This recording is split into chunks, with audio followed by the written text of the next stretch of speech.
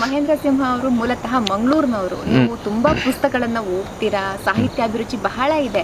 ಯಾಕೆ ಮಹೇಂದ್ರ ಸಿಂಹ ಅವರು ಡೈರೆಕ್ಷನ್ಗೆ ಇಳಿಬಾರ್ದು, ಅದರಲ್ಲೂ ತುಳು ಸಿನಿಮಾ ಯಾಕೆ ಮಾಡಬಾರ್ದು ಇವರು? ನಂಗೆ ನೀನು ತುಂಬ ಒಳ್ಳೆ ನಂಗೆ ತುಳು ಸಿನಿಮಾ ಮಾಡಬೇಕು ಅಂತ ಭಾಳ ಆಸೆ ಇದೆ.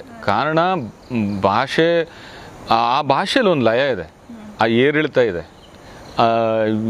ಯಾರೋ ಮಾತಾಡ್ಬೇಕಾದ್ರೆ ಐ ಸ್ಟಿಲ್ ರಿಮೆಂಬರ್ ಒಂದ್ಸತಿ ವಿಜಯ್ ಮಿಲ್ಲ ಅವ್ರು ಫೋಟೋ ಶೂಟ್ ಮಾಡ್ಬೇಕಾದ್ರೆ ನಾನು ಯಾವುದೋ ವಿಷಯಕ್ಕೆ ತುಳುವಲ್ಲಿ 2 ಮಾತು ಹೇಳಿದ ತಕ್ಷಣ ಅವರು ಊರ್ದಾರ ಅಂತ ಕೇಳಿದ ನೆನಪಿದೆ. ಅಂದರೆ ಅದು ತಕ್ಷಣ ಕನೆಕ್ಟ್ ಆಗುತ್ತೆ. ಅಂದರೆ ನನಗೆ ಈ ಪ್ರಾಂತ್ಯ, ವಾತಾವರಣ, ಈ ಮನೆ ಎಲ್ಲವೂ ಇಷ್ಟನೇ. ಮತ್ತು ನನಗೆ ಈಗಲೂ ಹೇಳ್ತೀನಿ, ನನ್ನ ತುಳುನಾಡನ್ನು, ನನ್ನ ದಕ್ಷಿಣ ಕನ್ನಡವನ್ನು ಇದುವರೆಗೂ ಯಾರೂ ಸಿನಿಮಾದಲ್ಲಿ ಕರೆಕ್ಟಾಗಿ ತೋರಿಸಿಲ್ಲ ಅಂತ. ಇದು ಏನೋ ಇದೆ, ಇದರಲ್ಲಿ ಏನೋ ಮಿಸ್ಟ್ರಿ ಇದೆ, ಅದನ್ನು ಯಾರು ನನ್ಗೆ ತುಡಿತಾ ಇದ್ದೇ ಇದೆ. ನಾನು ಆ ಮಳೆಗಾಲ, ಆ ಬೇಸಿಗೆ, ಆ ಚಡ್ಪಡಿಕೆ ಅದನ್ನೆಲ್ಲ ತೋರಿಸ್ಬೇಕು ಅನ್ನೋ ಆಸೆ ಇದೆ. ಅವಕಾಶ ಬಂದರೆ ಯಾವುದು ಕತೆ ವಿಷಯಕ್ಕೆ ಬಂದಾಗ ನೋಡಿ ಏನಾಗುತ್ತೆ, ನನಗೆ ಡ್ಯಾನ್ಸಿನ ಅರಿವಿದೆ ಅಂದ ತಕ್ಷಣ ನಾನು ಕೊರಿಯೋಗ್ರಾಫ್ ಮಾಡೋಕ್ಕೆ ಕಷ್ಟ. ಒಬ್ಬ ಡ್ಯಾನ್ಸರ್ ಬೇರೆ, ಕೊರಿಯೋಗ್ರಾಫರ್ ಬೇರೆ. ಹಾಗೆ ಇದೇನು ಜರ್ನಿ ಇದೆಯಲ್ಲ, ಡೈರೆಕ್ಟರ್ ಸ್ಪೆಷಲ್ಲು, ಭಾರತ್ ಸ್ಟೋರ್ಸು, ಟಗರು, ರುಸ್ತುಮು, ಇದೆಲ್ಲವೂ ನಾನು ಮತ್ತು ಇತ್ತೀಚೆಗೆ ರಿಷಬ್ ಶೆಟ್ಟಿ ಅವರ ನಾಥುರಾಮ್ ಅಂತ ಒಂದು ಸಿನಿಮಾ.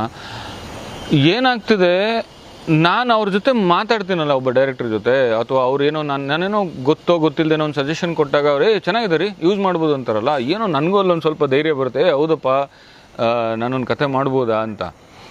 ಆ ಪ್ರೋಸೆಸ್ಸಲ್ಲಿ ಇದ್ದೀನಿ. ಬಟ್ ನಂಗೆ ಏನು ಅನಿಸುತ್ತೆ ಅಂದರೆ, ಈ ಕನ್ನಡ ಸಿನಿಮಾ ಅಲ್ಲದೇ ನಾವು ವರ್ಲ್ಡ್ ಸಿನಿಮಾ ನೋಡ್ಬೇಕಾದ್ರೆ ಅವರು ಯಾವುದೋ ಎತ್ತರದಲ್ಲಿದ್ದಾರೆ, ನಾನೇನೋ ಇನ್ನೂ ಪಕ್ವ ಆಗಬೇಕು, ಇನ್ನೂ ಕತೆ ಹೇಳೋ ವಿಷಯದಲ್ಲಿ ಕತೆ ಹುಟ್ಟುತ್ತೆ, ಹೇಳೋದು ಬೇರೆ.